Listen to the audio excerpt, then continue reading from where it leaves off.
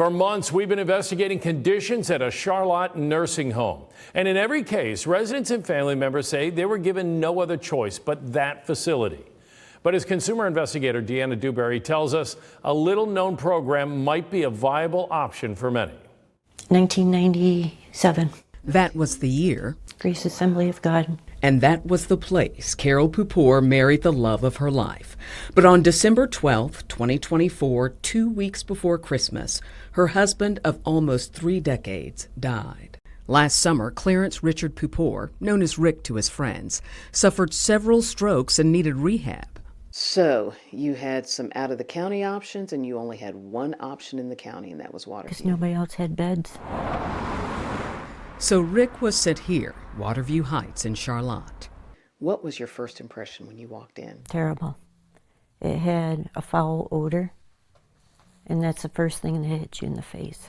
Residents, family members, and staff tell me the smell is a constant because so many residents are left lying in feces and urine for hours.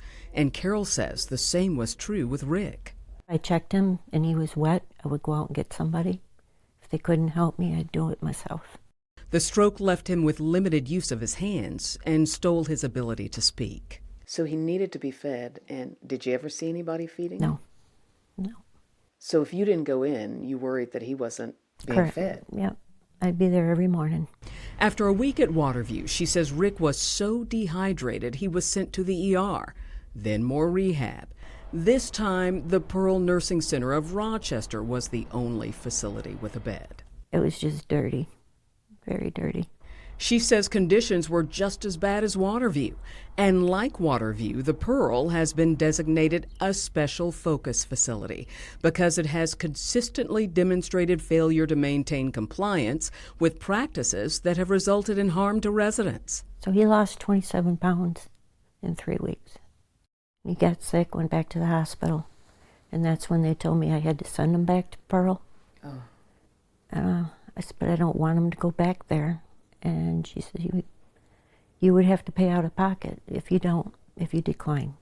That is the impossible choice so many families face when a loved one needs rehabilitation after hospitalization, a substandard facility they fear, or out-of-pocket pay for the extended hospital stay.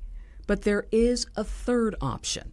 Service that people don't necessarily know much about is the Nursing Home Transition and Diversion Waiver, which provides an array of services that support people living in the community, including home and community support services.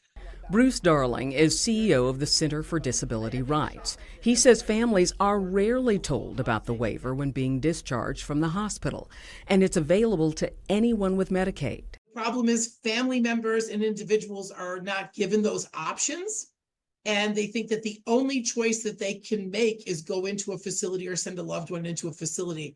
And, we're trying to educate people that there are options and try to push the state and the federal government to make sure that people are aware of these things. Unfortunately, those were not options available to Carol and Rick. Do you believe that the quality of his care, or the lack thereof, contributed to his death? Yes. If you could talk to the leaders of the state who oversee these nursing homes, what would you say to them? Close them down. Yep.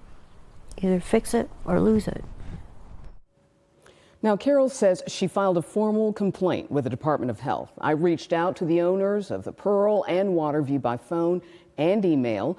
The Pearl didn't respond. The spokesman for Waterview thanked me for making him aware of Rick's case and said the facility would investigate.